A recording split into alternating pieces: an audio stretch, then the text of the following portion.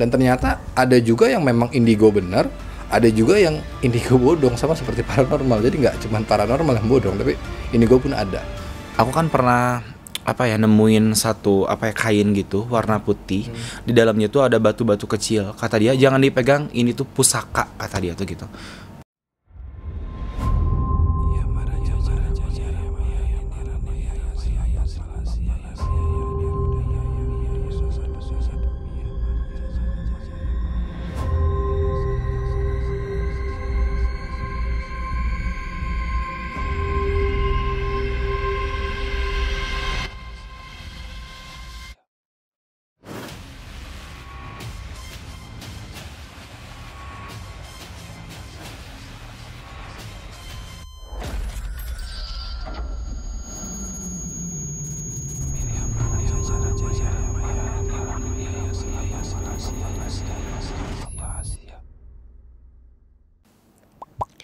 Ya, selamat malam sahabat Metafisika.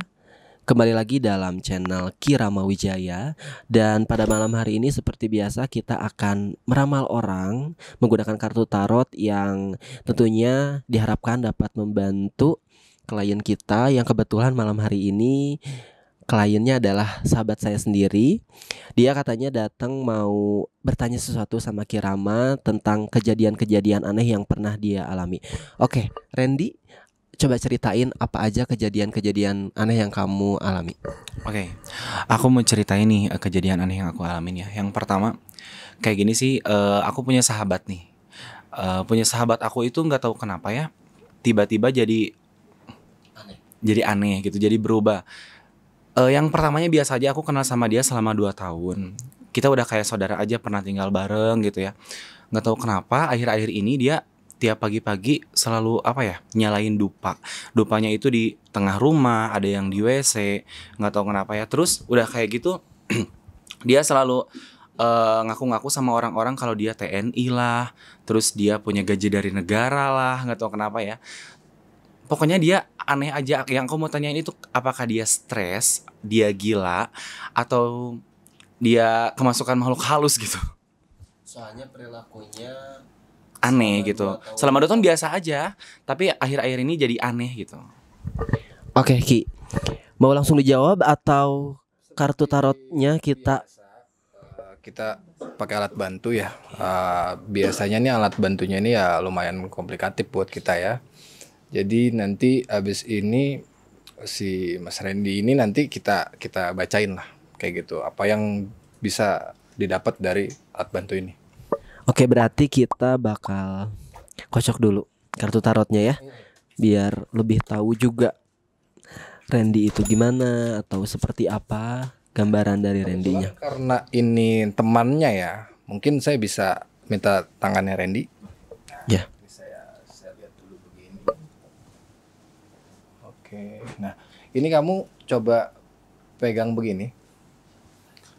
Aku minta waktu sekitar 5 detik aja untuk bayangin bener-bener muka teman kamu itu. Jadi biar energinya itu tertransformasi ke dia. Oke. 2, 3, 4, 5. Tarik nafas. Tahan dulu. Hembuskan. Nah, sekali lagi tarik nafas lagi. Hembuskan. Oke. Siap. Oke. Kita mudah-mudahan dapat Sesuatu yang bisa dilihat dari kartu itu. dan termasuk signalnya kuat gitu. Karena biasanya kita ini misalnya kita terobos nih orang gitu. Mas ini bagaimana nih Ki, gimana? Nah, kadang tuh ada yang suka menghalau juga dari pembacaan jenis saya punya teknik ini. Nah, silakan diambil satu. Oke. Oke, ambil lagi satu. Oke, ambil lagi satu.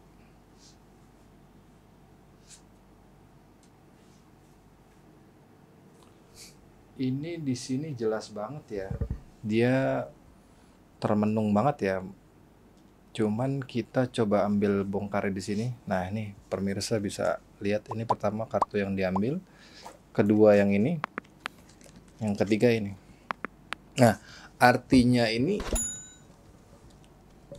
orang ini itu satu termenung seperti kayak apa ya, kayak like dia ini sebenarnya nggak kekurangan uang atau apa, jadi kayak pikirannya tuh iya memacu terus sampai ke sini gitu, memacu terus. Jadi ya kalau gua nggak bertahan hidup ya begini, terus ini kayak begini, jadi apa ya, jalan terus nih pemikiran dia ini. Nah tapi tujuannya ini bisa dilihat suatu keberhasilan. Nah keberhasilan yang saya maksud ini bisa jadi keberhasilan yang dulu dia sudah mulai orang ini nih, atau dari pikiran ini yang jalan terus. Tapi kita belum bisa pastiin dulu nih, ini belum, hasilnya belum pasti dia dari pikiran. Nanti habis ini kita coba. Dari bisa dikatakan part pertama yang diambil, Ya, kita dapat informasi atau dapat gambaran bahwa orang itu bisa dikatakan pikirannya kena atau banyak pikiran atau stres. Betul, termenung aja. Jadi istilahnya halusinasi gitu ya. tapi doyan nunggu lah gitu. Biasanya kalau yang jelas sangat dia jelas ini terlalu banyak berhalusinasi, ada lagi kartunya. Cuman ini kayak masih setengah-setengah. Perlu ambil lagi?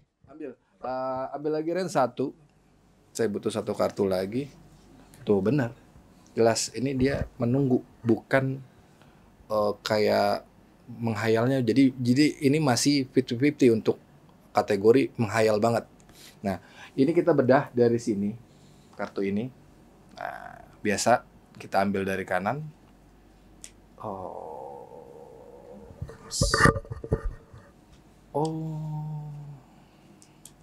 Oke, pemirsa bisa lihat ini di sini seperti biasa ya. Saya udah beberapa kali memberikan beberapa arti dari kartu-kartu tarot saya. Ini berkaitan dengan simbol tanah, pentacle. Pentacle ini unsurnya tanah. Biasanya urusannya tentang uang. Nah, jelas ya.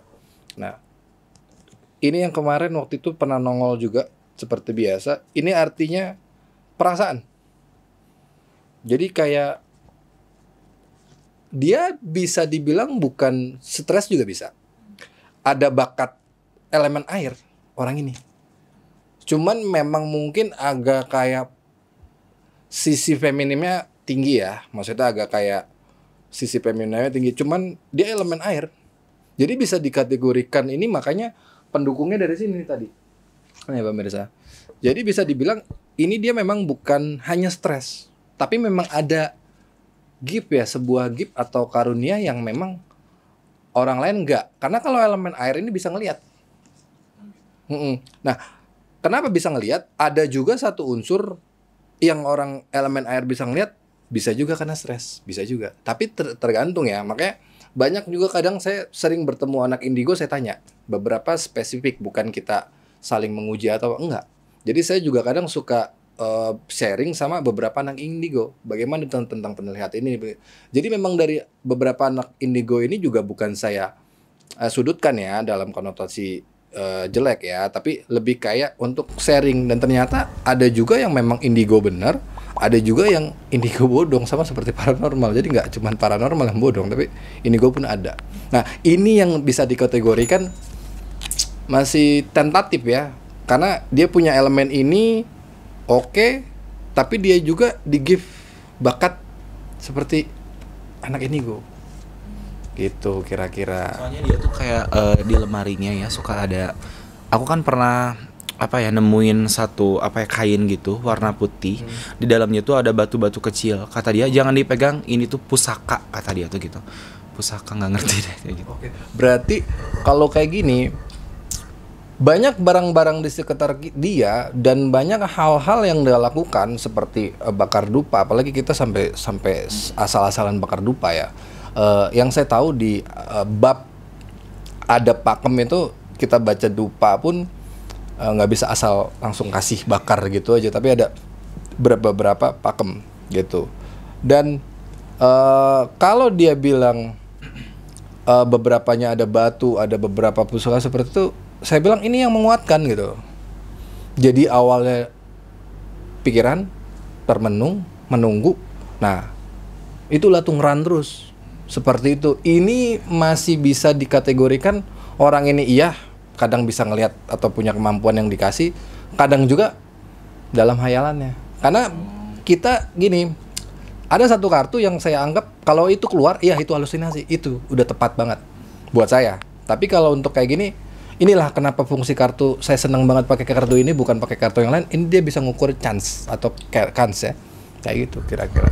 Jadi yang saya tangkap, yang saya simpulkan dari kartu yang tadi diambil, katanya yang pertama karena stres, karena pikiran, Ya.